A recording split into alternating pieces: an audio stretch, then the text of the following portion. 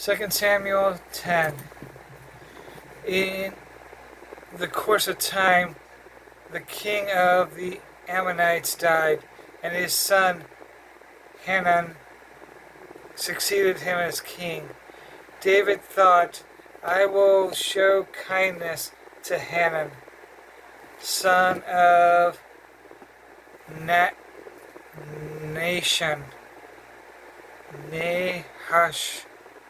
Nahash, just as his father showed kindness to me. So David sent a delegation to express his sympathy to Hanun concerning his father. When David's men came to the land of the Ammonites nobles said to Hanun, their lord, do you think David is honoring your father by sending men to you to express sympathy? Hasn't David sent them to you to explore the city and spy it out and overthrow it? So Hanun seized David's men, shaved off half of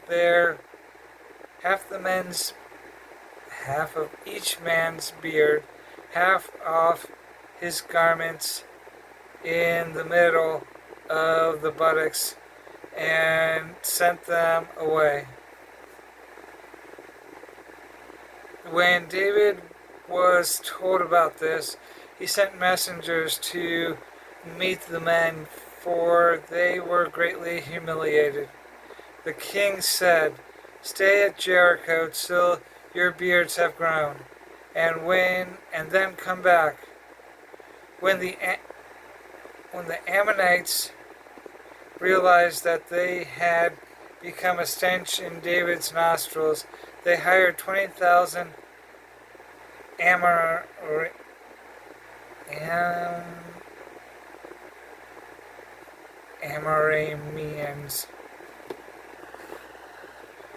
Aramean foot soldiers from Beth Rehob and Zobah, as well as the king of Maacah, with 1,000 men, and also 12,000 men from Tob. On hearing this, David sent Joab out with the entire army of fighting men. The Ammonites came out and drew up in battle formation at the entrance to their city gate, while the Arameans of Zoab and Rehob and the men of Tob and Maacah were by themselves in the open country. Joab saw that there were battle lines in front of him and behind him. So he selected some of the best troops in Israel and deployed them against the Arameans. He put the rest of the men under the command of Abishai, his brother, and deployed them against the Ammonites. Joab said, if the Arameans are too strong for me, then you are to come to my rescue. But if the Ammonites are too strong for you, then I will come to your rescue. Be strong, and let us fight bravely for our people and the cities of our God. The Lord will do what is good in his sight. Then Joab and the troops with him advanced to fight the Arameans. and they fled before him. When the Ammonites saw that the Arameans were fleeing, they fled before Abishai and went inside the city. So Joab returned from fighting the Ammonites and came to Jerusalem. After the Arameans saw that they had been routed by Israel, they regrouped. Hadadezer had Arameans brought from beyond the river. They went to Helam with Shachbak,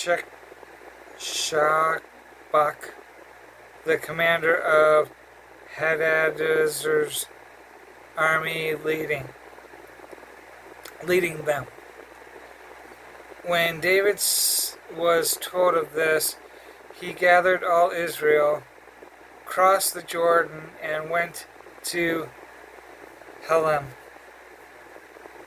The Arameans formed their battle lines to meet David and fought against him.